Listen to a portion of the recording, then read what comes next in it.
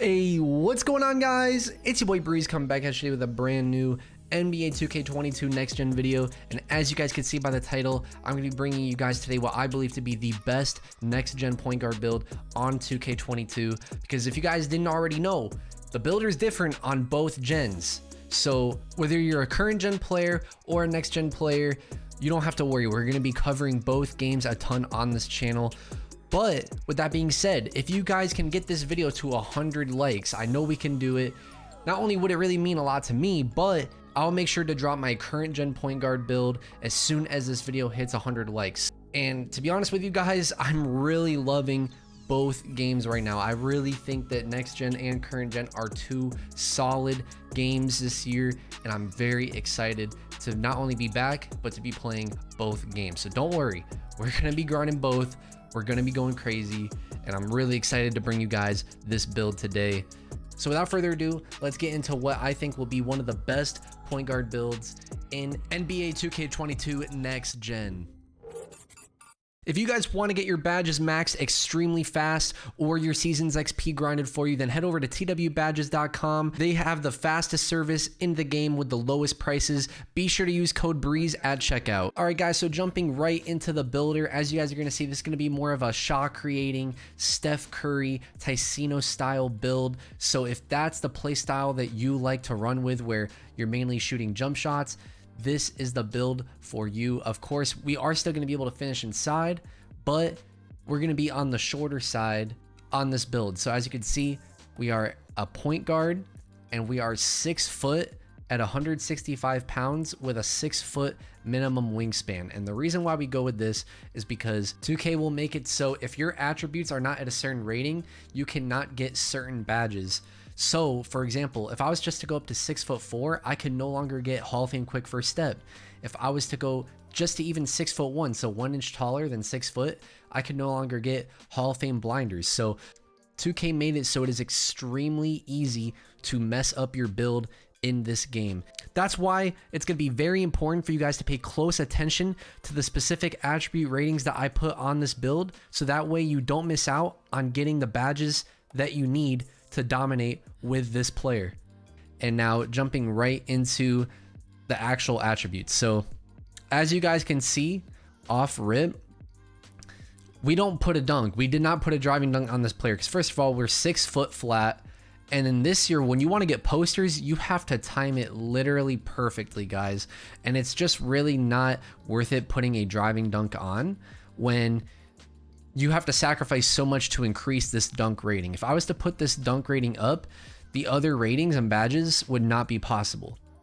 And that's why, even though we don't have a driving dunk, we have a very high driving layup at a 90 rating. So on top of that, it also gets us up to 14 finishing badges. So we're going to be able to put on all these different types of badges, like gold fearless finisher, which is going to really help with layups, giant slayer, which really helps with layups, slithery finisher. So you're going to be able to put on these different badges with your driving layup at that rating, and you're going to be able to finish consistently around the rim. 2K put a lot of really good layups in the game this year, so you're really not too limited when it comes to driving when you don't have a dunk rating. As you guys can see, we went with a 99 3 ball and a 90 mid-range, and the reason why we went with a 99 3 ball is because if you pay attention to the available badges for shooting, when we go to 99, we get that Hall of Fame blinders. That is the only way to get Hall of Fame blinders in next gen, is to have a 99 3-point shot. That's pretty crazy. Now when I saw that, you know, I really wanted it because blinders is an extremely important badge, especially this year. They call a lot more shots that weren't considered a contest before contested shots, and blinders helps with that when you're shooting shots when the defender's to the side of you or in front of you not putting a hand up, or even when they're of course behind you when you're trying to crab. So blinders is a very important badge, and you can only get it at 6 foot flat. If you go above 6 foot flat, you cannot get Hall of Fame blinders. That's one of the reasons why I went 6 foot flat instead of 6'1".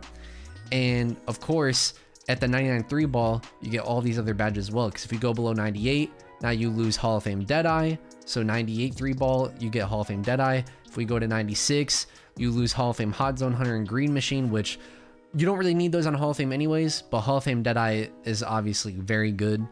And then if you go down to 95, you lose Hall of Fame Chef, which you definitely need. You're gonna need Hall of Fame Chef, as that is the new limitless range off the dribble. So you're gonna want that Hall of Fame Chef, and that is why we go up to a 99 3 ball. So we get all of these badges on Hall of Fame, especially blinders, which you can only get at a 99 3 ball or mid-range, of course. Now, getting right back into it, as you guys can see, at the pass accuracy, we went with a 90, and that is so that way we get gold dimer. As you guys can see, gold dimer is very important, of course. Obviously, every time you pass to a teammate, they're going to get a major shooting boost, and it's going to increase the accuracy of your passes. So gold dimer is very important. Hall of Fame dimer, you need a 99 pass accuracy. Now that's just going to require us to make too many sacrifices, so we'll settle with gold, and you need exactly a 90 to get that gold dimer. Now, ball handling, we're going to go with a 94. And of course, the reason why we went with 94 is because you get Hall of Fame ankle breaker, which is extremely good this year, guys. Unless they have Hall of Fame ankle braces, you're gonna be able to snap kids very, very consistently. And that is why Hall of Fame ankle breaker is so important. And I think that it's going to be one of the better dribbling badges in this game. So that's why we went with a 94 ball handle. And then of course, you know, as soon as you go down to 92 ball handle, you lose Hall of Fame hyperdrive. And if you go down to 91, you lose Hall of Fame quick chain. And both of those are like the two newest dribbling badges in the game. And they are very, very important, and they're very, very good. So that's why I make sure I have at least a 93, but I go to 94 so that way I get the Hall of Fame ankle breaker. Now, speed with ball, you don't get anything out of having it at 93, but that's just going to make you a little bit faster. Now, having it at 92 gives you Hall of Fame quick first step if you pay attention to that on the right. So that's why you're going to want at least a 92 speed with ball, because you want that Hall of Fame quick first step. And fun fact, you can only get Hall of Fame quick first step if you are 6'3" and under. Now, perimeter defense, of course, we go to 86. So that way we have an 86 lat, we have an 86 shot contest, and as you guys can see, we get that gold Menace. Now, gold Menace is going to be a very good badge this year. It's one of the newest defensive badges, and it's basically the new defensive stopper. When you're guarding an opponent, their attributes will drop if good defense is being played. So basically, as long as you're bodying them up or staying in front of them, you are going to be dropping their ratings more and more the higher you have this badge. So gold Menace is extremely important. Obviously, the higher the better, but that is why we go with an 86 perimeter, and that's actually why we went with the weight that we're at, so that way we can get an 86 perimeter, because you can actually get a little faster at 6 foot, but we went with this 165 weight because that way we can get this gold Menace. So as you guys can see so far, if you see the theme across all these attributes, there's a reason behind every attribute, and a lot of times it's to unlock certain badges that you wouldn't be able to get if you were any lower. So as you guys can see, of course, at 86 steel, we get gold pickpocket, which is another really good badge this year. Last year, pickpocket didn't work. It was a terrible badge. You rarely got steals last year. This year, 2K finally fixed the steals. I'm going to be putting out, of course, a defensive tutorial showing you guys how to get steals consistently, but pickpocket is really good this year. I'm telling you guys right now, and that gold pickpocket is going to come in clutch a lot. Now, Mike Wang did tweet out that the steal threshold is at 80. So as soon as you hit an 80 steal, you're going to start getting a lot more steals. So if you really wanted to just go with an 80 and upgrade other categories, you could. But if you want that gold pickpocket, I suggest going with an 86. And if you want to hit that next threshold, which will give you even more steals, he said 90 steal gives you the next threshold. So, but of course, to get Hall of Fame pickpocket, you need a 96. Now, the reason why we didn't touch interior defense, block, or offensive and defensive rebound is because we are 6 foot. And the as you guys can see, even if I maxed out this interior defense, it's not going to be good enough to get any stops anyways. As you guys can see, it literally goes up to a 53. You are not going to get any stops in the paint with a 53 interior defense anyways. So that is why we go with the interior defense at no upgrades, because if you were to upgrade interior defense or block, you're basically just going to be wasting attributes that you could have put somewhere else, because at the end of the day, you're not going to be able to upgrade these high enough to where they matter, and you're 6 foot, so you're already at a major height mismatch. Even if you were at 6'2 or 6'3, you're at a major height mismatch, and these categories are not going to help you much, because even if you're going up against another guard your height, a 50 or 55 interior defense isn't going to do anything to a 90 driving layup or an 80 or 90 driving dunk. You see what I mean? So those badges, so those attributes ratings aren't really going to help you at all on this build, unfortunately, simply because even if you were to put them up, you wouldn't be able to get them high enough. Now, offensive, defensive, rebound is basically the same thing. We're only 6 foot, so as you guys can see, we can't put it up very high anyways. So at the end of the day, if we were to increase this, it would be a waste, because you're not even going to hit the next threshold to get good rebounding animations. So there's almost no point in upgrading these at all, especially at this height. And it gives us more wiggle room to upgrade other categories, such as our physical. So as you guys can see, we have a 94 speed, which is maxed at this height and weight. And now we can just fully max out that stamina at 94. And of course, you don't need vert or strength, because you're not going to be dunking. So you don't need vertical at all. Vertical really only helps with dunks, rebounds, and blocks. That's why we went with the attributes we went with. Let's get to the takeovers. Now on next gen, guys, you can change your takeovers this year literally whenever you want.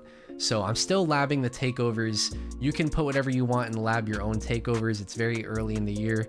But for now, I'm starting off with pull-up precision and limitless range, but you guys can put whatever you want here and try out different things. Like, for example, you could put one of these lock badges, which is gonna really help you lock up a lot. You could put up spot up precision. You could put up on ankle breaking shots or negative impact. So most of these takeovers are really good, of course, besides the playmaking ones. So just try them out. And of course, later on, I will be putting out a video on the best takeovers once I've labbed them and really have narrowed down what's best to put as your takeover on this build. So that's going to be it for this shot creating style build. Now let's hop over into the park. I'm going to show you guys a couple of games that I just played with literally no badges, and with how good this build plays with no badges, I can only imagine how good it's going to be once it's maxed. So without further ado, let's get into the gameplay. Alright guys, now as you are going to see in this gameplay, this build once maxed out is going to be nearly unstoppable, especially if they keep gameplay the way it is right now on 2K, because you can see we have no badges and we're literally greening everything. We don't even have difficult shots and we're greening fades consistently. So I'm really excited to see this build once it's maxed out. I'm excited to try out Hall of Fame Chef on it. It's still super early in the year, so of course 2K could always, you know, make shooting harder, make it even easier. But at the end of the day, I think that this build is a very safe build to make because the shooting ratings are already so high. At a 99 3-point rating at the end of the day, you're pretty much unpatchable, and that's why I really like this build. Because of course there's other builds you can make where you have like an 80 to 85 3 ball that right now you might be able to shoot lights out, but as soon as they put out a patch where they might make shooting harder, then that build itself is patched. You see what I mean? So that's why I really like this build, because you're gonna have a lot of longevity with it. You're extremely fast and you can literally do everything besides dunk. I mean, you're basically a perimeter lockdown as well with the high perimeter defense that you have, with the badges that you can get, plus the high steal rating. So if you guys like this build, definitely be sure to leave a like on the video. It really helps your boy out. I'm excited to be back grinding not just one 2K but two 2Ks this year, and that's really, at the end of the day, what I'm most excited about is the fact that we have two really good solid 2Ks, which really makes up for last year, where honestly at the beginning 2K21 current gen, I'd say it was a really good game. I enjoyed it, but as soon as the speed boost glitch was in the game, the Zens, it got really old and really tiring really fast, especially when they never patched it. But this year, hopefully, no game-breaking glitches find their way into the game, and you know, we can actually play a 2K like this all year that actually has a skill gap with a lot of stuff to do that is fun to play. And you best believe, if that's the case, I'm gonna be grinding, I'm gonna be uploading consistently on this channel. So let me know what you guys want to see next. This has been your boy Breeze. I'm signing out. I'll talk to you guys in the next video. Peace.